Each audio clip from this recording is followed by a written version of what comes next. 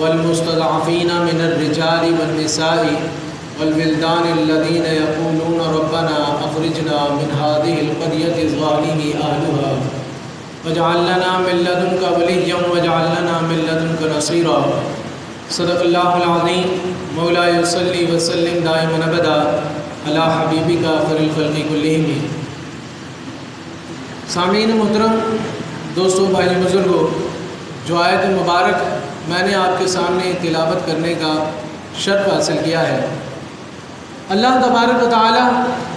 اس آیت کریمہ میں اہل اسلام سے مخاطب ہے اور فرمایا وما لکم لا تقاتلون، اور تمہیں کیا ہو گیا ہے کہ تم جہاد نہیں کرتے فی سبیل اللہ، اللہ کی راہ میں، والمستضعفین من الرجال والنساء والولدان، ان لوگوں کے لیے جو کمزور مرد ہیں، جو کمزور عورتیں ہیں، جو کمزور بچے ہیں۔ آگے فرمایا الذین یخرجون، وہ اللہ تبارک و تعالیٰ سے جو ہے وہ لوگ اس انداز میں دعا کرتے ہیں کہ اللہ ہمیں اس بستی سے نکال دے جو ہم پر ظلم کر رہے ہیں۔ یعنی وہ لوگ اس انداز میں اللہ کو پکار رہے ہیں کہ اللہ ہمیں اس بستی سے نجات عطا فرما، اس جگہ سے ہمیں کسی طریقے سے نکال دے جو ہم پر ظلم کر رہے ہیں۔ اور پھر اس کے بعد وہ اللہ تعالیٰ سے یوں دعا گو ہوتے ہیں ربنا اخرجنا من هذه القرية الظالم اهلها واجعل لنا من لدنك وليا، اے اللہ اب تو ہمارے لیے اپنی طرف سے کوئی اپنا دوست بھیج دے، واجعل لنا من لدنك نصيرا، اور اب تو ہمارے لیے اپنی طرف سے کوئی مددگار بھیج دے۔ تو اللہ تبارک و تعالیٰ نے یہ فریاد مسلمانوں کی سنا کر لوگوں کو جھنجھوڑا کہ دیکھو اس انداز میں مسلمان پکارتے ہیں تو تم کیوں نہ اللہ کے قرب کو پانے والے بن جاؤ، کہ تم ایسے لوگوں کی آس بن جاؤ جو اپنے رب کو پکار رہے ہیں۔ لہٰذا جب تم ان کو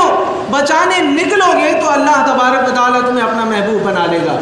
تمہیں اپنا قرب عطا فرمائے گا، تمہیں اپنا سب سے محبوب بندہ بنائے گا۔ کیوں؟ کیونکہ اللہ تبارک و تعالیٰ بندوں سے یہی چاہتا ہے کہ ہر اس شخص کی مدد کو نکلے جو اپنے رب کو پکار رہا ہے۔ یعنی اگر انسان دین میں بھی کامیاب ہونا چاہتا ہے تو فرمایا اسی کا دامن پکڑ جو رب کے قریب ہے،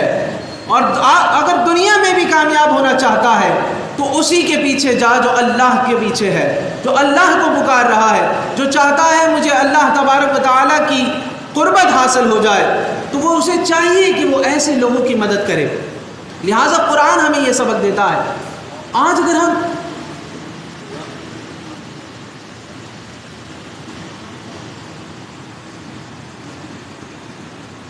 ایک بار بابا سے بلند درود شریف پڑھ لیجیے، اللہم صلی علی سیدنا و نبینا و مولانا محمد وبارک وسلم۔ حدیث مبارک کے اندر آتا ہے آقا کریم سرور کائنات صلی اللہ علیہ وسلم نے فرمایا، حضرت ابو ہریرہ رضی اللہ تعالیٰ عنہ راوی ہیں، فرماتے ہیں حضور نبی کریم صلی اللہ علیہ وسلم نے فرمایا اللہ تبارک و تعالیٰ فرماتا ہے کہ جو بندہ میرے لیے میری راہ میں نکلے جہاد کرنے کے لیے، اور اس کا مقصد صرف میری راہ میں نکلنا ہو، مجھے پانا ہو، تو فرمایا اللہ تبارک و تعالیٰ اگر اسے جنگ میں واپس اسے فتح کے بعد واپس لوٹائے گا تو اللہ نے وعدہ فرمایا کہ اسے مال غنیمت بھی دوں گا اور بے تحاشا ثواب بھی عطا فرماؤں گا۔ اور فرمایا کہ اگر اللہ نے اس کے نصیب میں شہادت لکھی ہوگی تو اللہ فرماتا ہے کہ میں اسے بہشت میں ضرور داخل کروں گا۔ صحابی کہتے ہیں کہ حضور نے یہ حدیث سنائی، پھر اس کے بعد آقا کریم صلی اللہ علیہ وسلم کے جملے یہ تھے، فرمایا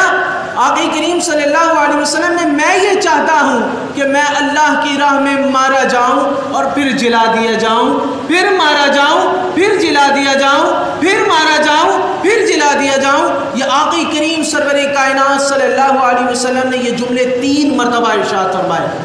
دیکھیے تو صحیح کہ جہاد پر نکلنا، اللہ کی راہ میں نکلنا، یہ کتنا زیادہ افضل ہے، اللہ تعالیٰ کو کتنا زیادہ محبوب ہے، جس سے یہ بات دوستو واضح ہوتی ہے کہ آج تکلیف میں جو مسلمان ہیں، جو پکار رہے ہیں، ان کے لیے جہاد کرنا ہمارے لیے کتنا زیادہ ضروری ہے۔ تو لہٰذا جو صاحب اقتدار ہیں، جو طاقتور ممالک، اسلامی ممالک ہیں، انہیں چاہیے کہ وہ اپنی طاقت کا استعمال کریں، جسے اللہ تبارک و تعالیٰ نے جتنی قدرت عطا کی ہے وہ اپنی قدرت کے ساتھ جہاد کرے، یہ اس پر فرض ہے۔ لہٰذا اگر ہمیں بھی یہ اجازت مل جاتی ہے کہ دروازے کھول دیتے ہیں کہ ہم بھی جا رہے ہیں اور ہمیں اور بھی طاقتور چاہیے، تو ہم پر بھی یہ فرض ہے کہ ہم بھی ان کے ساتھ شانہ بشانہ نکلیں گے اور اہل اسلام کی مدد کریں گے۔ یہ ہمیں قرآن درس دیتا ہے، یہ ہمیں حدیث مبارک درس دیتی ہے۔ کیا آپ وہ بات بھول گئے حضرت حنظلہ رضی اللہ تعالیٰ عنہ والی، کہ ابھی شادی کی رات ہے اور دروازے سے باہر سے آواز آتی ہے کہ آقا کریم صلی اللہ علیہ وسلم نے جہاد کے لیے بلایا ہے۔ اب آپ کی زوجہ کہنے لگی کہ حنظلہ کہاں جا رہے ہو؟ ابھی تو رات ہے، جانا تو صبح ہے۔ دیکھیے یہاں پر حضرت حنظلہ رضی اللہ تعالیٰ عنہ کی عقل اور عشق دونوں بیچ میں آئے ہوں گے، تو آپ نے کیسے عشق کو چنا؟ آپ نے کہا نہ،